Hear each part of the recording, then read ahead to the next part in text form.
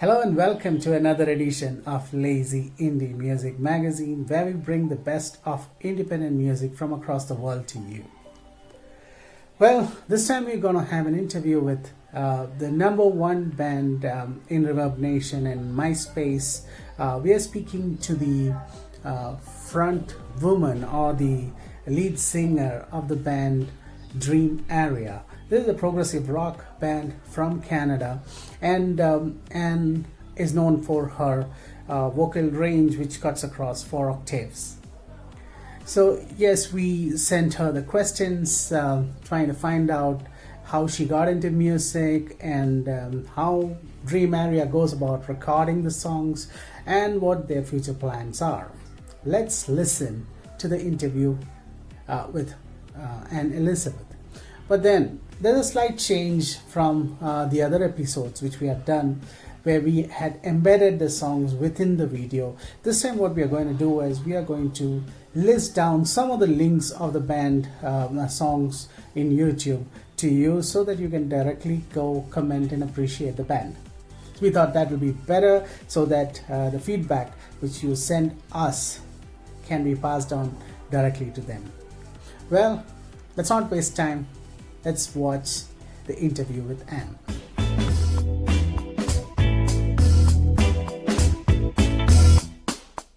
Hello, my name is Anne and I'm from the band Dream Aria, the Toronto-based prog rock band. I'm just going to answer a number of questions for the Lazie Indie Music Magazine.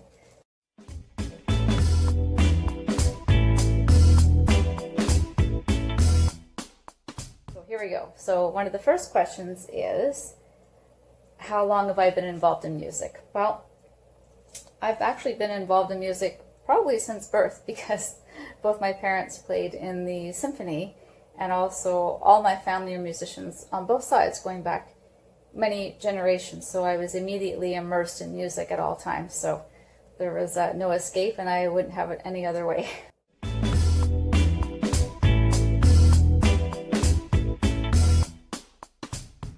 Okay, next question. What were some of my first influences in music? I would have to say classical music was my biggest influence from day one, because both my parents played in symphonies. So I was, again, immersed in music that was pretty much only classical.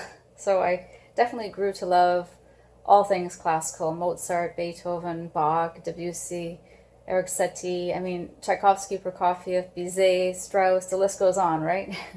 A to Z. But after that point, I was introduced to ABBA, and they became a huge influence of mine, mostly because of the two female vocalists. I just find them to be still stunning, nothing like their vocals, and of course the harmonies were spectacular. And the writing is just still timeless, it's classic, the arrangements and the writing. And from then I went on to grow to love a lot of the local bands, actually. I'm from Winnipeg, Manitoba, so we had Streetheart, Queen City Kids, The Pumps, Orphan, Harlequin, a number of others. But after that point, I grew to like Loverboy and Scorpions, Judas Priest. I love Rush. They're a big influence. Yes has always been an influence. Deep Purple, Glenn Hughes of Deep Purple. Toto, the musicianship from Toto alone is just spectacular. Again, A to Z, Aerosmith, Van Halen, ZZ Top. I like pretty much a bit of everything, but and Pat Benatar definitely was an influence. Of course, the girls from Heart. Oh man, the list goes on. There's just too many more to mention, but they all definitely played a role. Todd Rundgren, another one. Oh goodness, let me look at my list here. Hang on. Steve Vai. I loved Steve Vai from the time I was about 15. I was probably, that would have been 1985-ish, somewhere in there. Never mind. 1944. No, just kidding. So yeah, definitely a lot of influences throughout my life. And Duran Duran too. Why not? Throw them in there as well.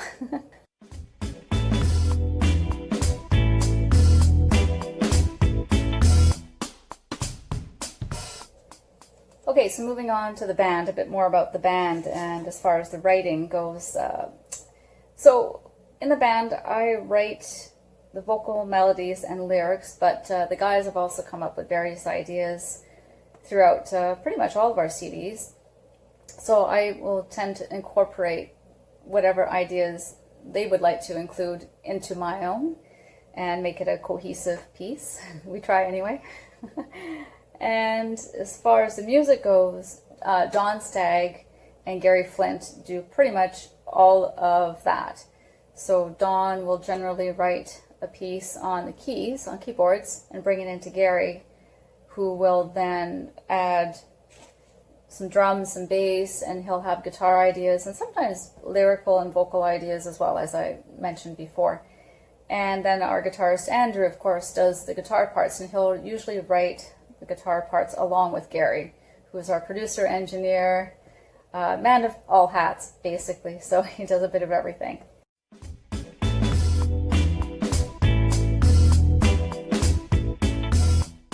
Okay, so moving on.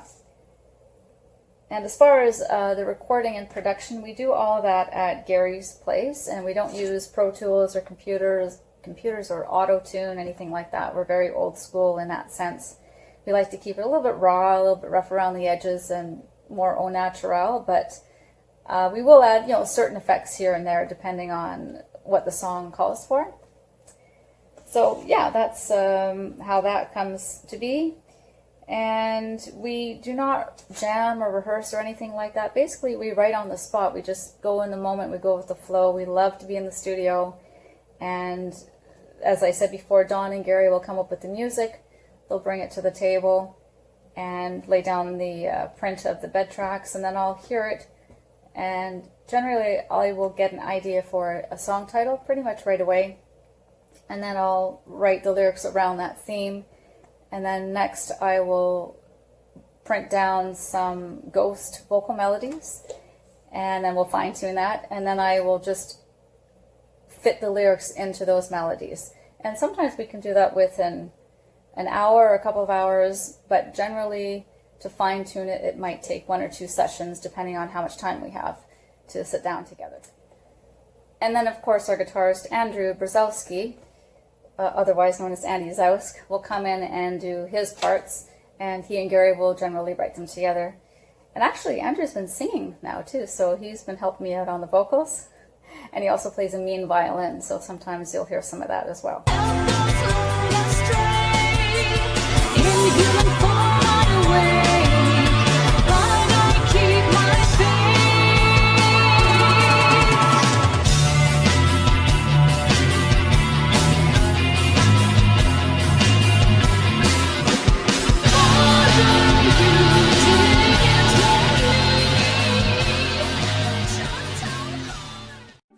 Hope you're enjoying the interview with Anne Elizabeth of Dream Aria.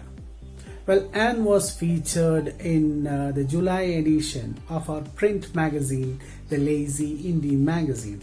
So you can always, when you have time, go through the magazine and read the interview in detail. Well, let's not waste time. Let's go to the next round of the questions.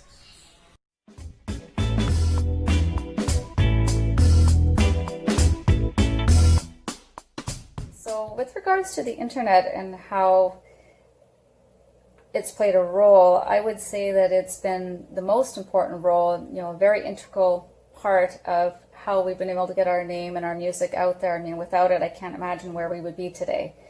I mean, there are so many platforms, so much of the social media and the internet DJs and radio stations, so we are definitely very grateful for all of those people and all of those platforms.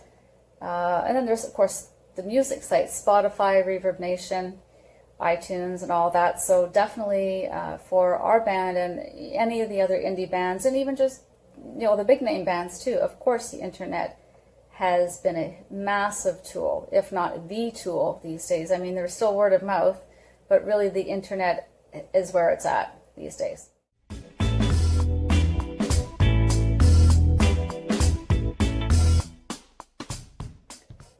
And as far as 2020 goes, of course, we all know what's happening in the world today, and for which I'm very saddened, and I hope and pray that we're going to come out of this in the very near future. We're all in it together, and we will all come out of it together, and hopefully for the better. But in the meantime, myself personally, I've been working on my YouTube channel and my photography, and definitely spending more quality time with my daughter, my immediate family. Can't see my extended family, obviously, but and spending more time with my dogs and doing a lot of walking and getting out and doing my photography. My photography is very important to me. It's my other passion. So I'm always working on that. So that's the immediate. And then I would say going further into 2020, hopefully my band and I will be able to finish our 5th CD. And we are still writing and recording that at this time. And hopefully we'll get a few videos out there too. So that's our goal. And also we will continue to promote our new singles. We'll be releasing singles as we go along, and then ultimately the full CD later in the year, hopefully, fingers crossed. And just staying in touch with our fans. That's definitely important to us, and we can be reached anytime on Facebook through email, and we always return the messages. So yeah, we'll just be continuing to do that during 2020.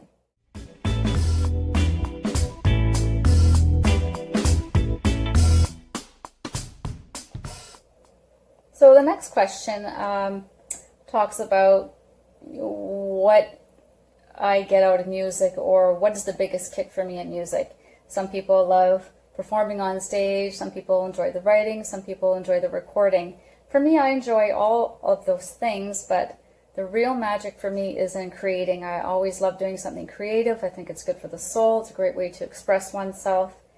So definitely when we are all together writing and recording, that's where it's at for me, absolutely.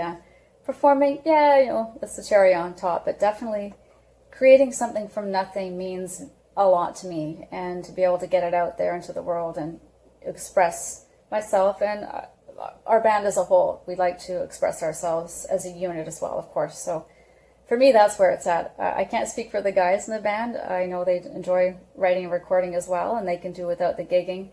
But I have a feeling they'd like to do some gigs at some point in the near future, and I'm okay with that too. But definitely the creating is where it's at for me. That is the magic.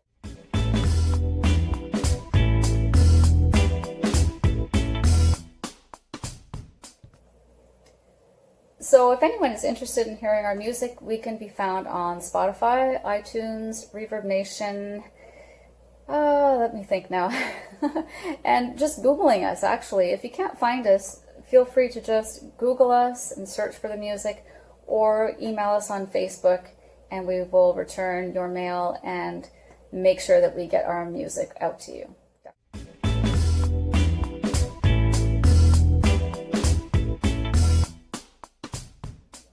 So to wrap this up, I was asked what kind of advice I might give to some of the other indie artists out there. And usually I just say, do what you love with full passion, full vigor, perseverance, and try not to make it about fame and fortune. That's very fleeting.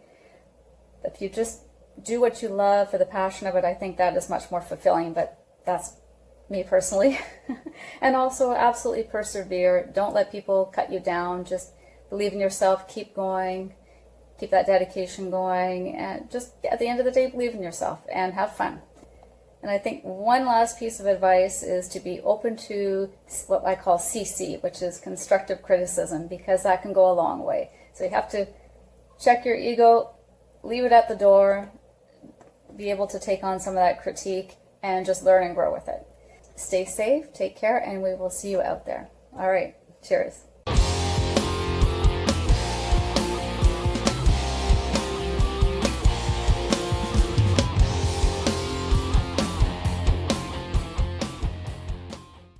Well, that was a great explanation from Anne on how she, as an individual singer, and Dream Aria as a progressive rock band, have grown all these years.